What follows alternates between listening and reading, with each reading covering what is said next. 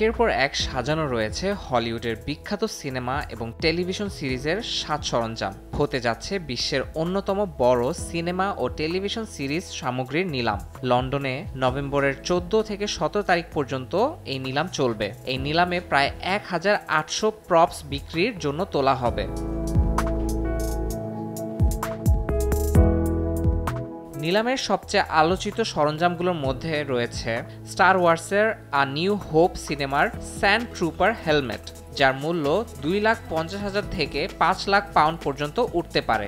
এছাড়া মাইকেল কিটনের পরিহিত Batman Returns সিনেমার ব্যাটস্যুট এবং ক্লিন্ট ইস্টউডের the good, the bad and the ugly সিনেমার ডাস্টার কোটও এই নিলামের উল্লেখযোগ্য প্রপসগুলোর মধ্যে অন্যতম।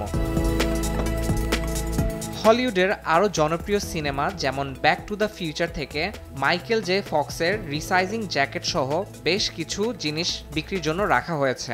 নিলামে জেমস বন্ড সিরিজের সরঞ্জামের মধ্যে বিশেষভাবে নজর কেড়েছে একটি স্যুট যা তিনি স্কাইফল সিনেমায় পরেন। বিখ্যাত চরিত্রগুলোর পোশাক ও সরঞ্জাম নিলামে ভক্ত ও সংগ্রাহকদের দৃষ্টি আকর্ষণ করছে। হলিউডের সামগ্রীগুলো সংগ্রাহকদের কাছে ভীষণ আকর্ষণীয় হবে বলে আশা করছেন নিলাম আয়োজকরা। এই নিলাম থেকে প্রায় 1 কোটি পাউন্ড আয় হতে পারে বলে ধারণা করছেন আয়োজকরা। হলিউডের জনপ্রিয় চলচ্চিত্র ও সিরিজ থেকে নির্বাচিত সরঞ্জামগুলো এরই মধ্যে আন্তর্জাতিকভাবে আগ্রহ তৈরি করেছে। ইয়াসিন মোহাম্মদ জিসান, সময় সংবাদ।